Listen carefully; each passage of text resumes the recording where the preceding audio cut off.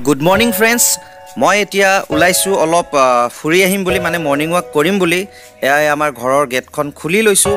আৰু এনেকৈ যাব লাগিব কোন পাহাৰৰ ওপৰত থাকো মই তো এটো আমাৰ ৰাস্তা সো এনেকৈ যাব লাগিব তো এনজয় কৰি থাকক ভিডিওটো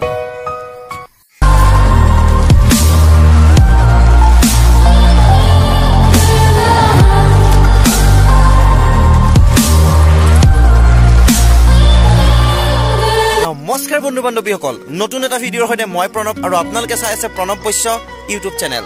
গতিকে বলক বেছি দেৰি নকৰি ভিডিওটো আৰম্ভ কৰো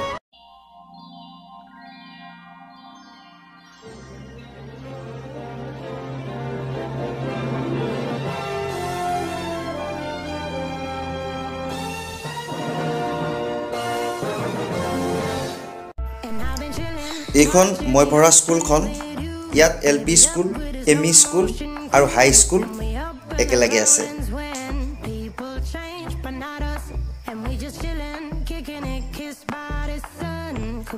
আৰু এইখন হৈছে স্কুলৰ ফিল্ডখন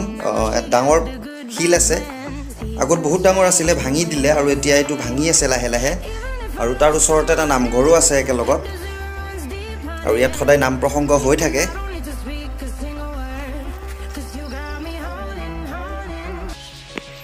এনেকে পাথৰৰ ওয়াল দি আমাৰ ৰাস্তাটো বনাই থকা হৈছে কিন্তু বৰ্তমান লকডাউনৰ কাৰণে অলপ কামখিনি বন্ধ ৰাখি থোৱা হৈছে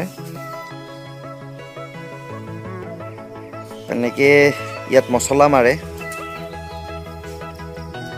আৰু এনেকে হিল থোৱা আছে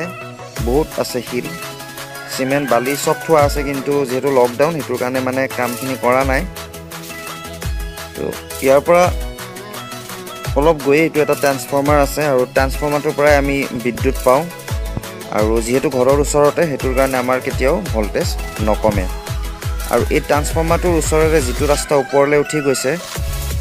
সেইটো ৰাস্তা তো এই ৰাস্তাটোৰে এটা ওপৰত নামঘৰ আছে শংকৰী নামঘৰ তো ইয়াত বহুত মানুহ হয় শংকৰ উৎসৱত কেতিয়াবা বাৰু মই দেখুৱাবলৈ চেষ্টা কৰিম পৰিৱেশটো তাৰ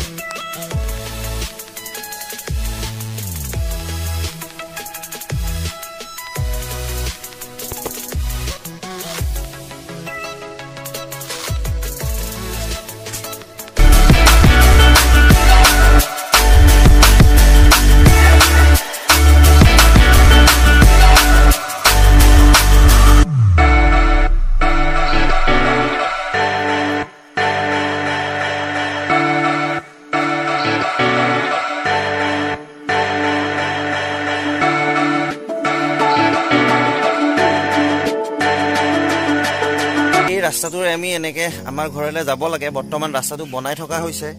কিন্তু যেটো দেখত কৰোনাৰ সন্ত্ৰাস তো কামখিনি বন্ধ কৰি ৰখা হৈছে আজি এসপ্তাহ মানৰ পৰা সো এনেকুৱা এটা পৰিৱেশৰ মাজতে মই থাকো ৰাস্তাৰে আহি থাকোতে হঠাৎ চকু পৰিল এই ফুলকেইটা আপোনালোকে বাৰু এই ফুলকেইটাৰ নাম জানে নেকি জানে যদি তলত কমেন্ট কৰি কওকচোন মানে মই ফুলকেইটাৰ নাম নাজানো আৰু এই ফুলকেইটাৰ ওচৰতে এটা সৰুকে ৱাটাৰফল আছে সেইটো মই আপোনালোকক দেখাই দিছো আৰু এইটোৱে হৈছে আমাৰ ঘৰৰ ওচৰতে থকা সৰু ৱাটাৰফল তো কেনে লাগিল চাই তলত কমেন্ট কৰি জনাবচোন